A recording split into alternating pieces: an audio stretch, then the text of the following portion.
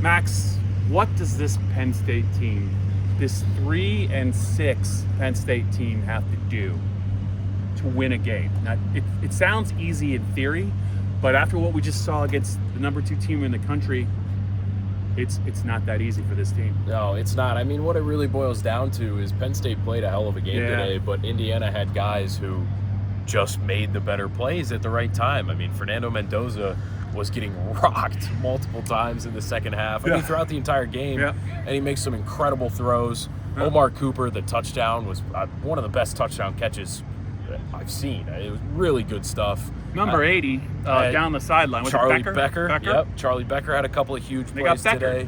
It's just Indiana made the plays when it mattered most, and Penn State played a more consistent, more competent game today. The guys fought really hard, and yet it just comes down to it's just another microcosm of this entire season.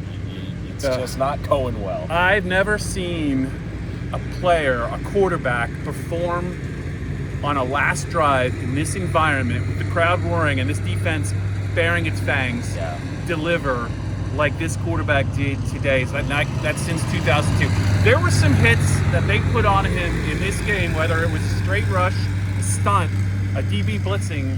I mean, on the street you go to jail for them. Yeah. I mean, they were. I can't believe he got up at some point. Not only did he keep getting up, he got better the more they hit him. Terry Smith praised him. King Mack, who hit him a couple times, praised him. Denai praised him. They have a lot of respect for Mendoza, but those catches by those wideouts, I mean, the odds of both those guys making those catches combined, it had to be like 50-1. Yeah. And I just think if you're Penn State, like, there's not a lot you can do on that defensive drive much better than they did. My thought was, that offense got its act together, and they were 1 first down away from ending the game. Yep. And they kind of got a little conservative, didn't really be aggressive in going for it, but I thought more than anything, if we're going to be nitpicking, I think that's kind of when the game really started to get away from them. But man, I can't believe the Penn State, in this losing streak, Max, it's usually been fourth quarter fades or second half fades.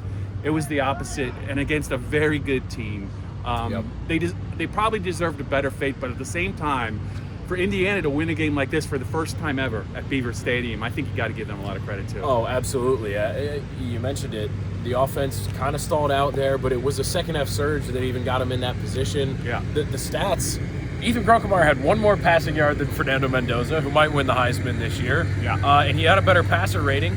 He had the most passing yards of a Penn State quarterback this year. Yeah. And they did a lot of really, really good things.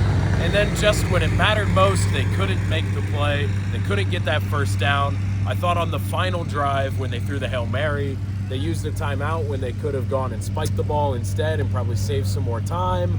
There were just little small things that went wrong. The whole time, though, I was really praising Jim Knowles and the way he called his defense today.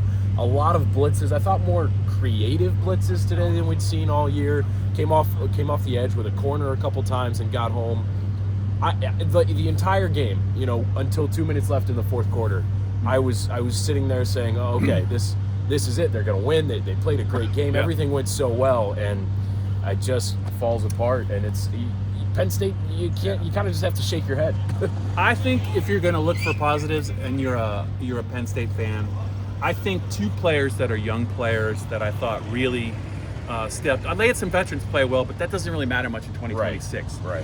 Ethan Grunkemeyer showed off the arm, made some really nice throws once he kind of got settled after that early pick, I think early in the third quarter. And also we saw Kobe Howard again get a little bit more involved. He clearly is a playmaker. Look, this is only going to end one way. They're going to win 4 or 5 games, probably, maybe 6. I don't know, but I just think the way that they played against a pretty good defense, I think that is something that Penn State can build on. Yeah. I think that both Ethan and Kobe can only move forward off of this, and I expect them to play better in the final 3 games. Yeah, a couple of young guys on defense really stood out too. Alex Tash, who was only playing in his 3rd game of the year, had a clutch pass breakup on Indiana's second to last drive. Darius Dixon had a strip sack that the ball fell right under Mendoza, but just some really good stuff from the young guys. And again, we don't know if they're all going to be here next year, but they've made good auditions. I really, as we got down to the end of that game, I was ready to come onto this video, Bob, and say, I'm going to make a bold prediction. Penn State's winning out and playing in a respectable bowl game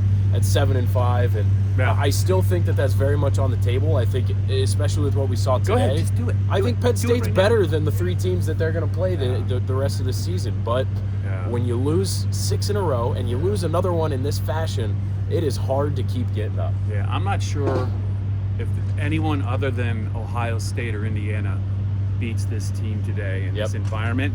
And there's like 130 teams in FBS. They just picked the wrong time to probably play their best game of the year. Yeah, absolutely. And just one more thing I got to say. I'm starting to feel a little bad for Terry Smith because he's done a really nice job to even have these guys putting effort out on the field, and he's a Penn State letterman, and this clearly means a lot to him. And you know, I think they'll get him a win before it's over, but he's done a good job so far. Max, enjoy Sparty next week. It's another road game. Weather will probably be just fine, but I hope Penn State can kind of rebound from this because they really did play. I don't know if it was their A game, but it was either their B+ or close to it. They just couldn't have played much better. They got beat by some elite offensive playmakers when it counted most.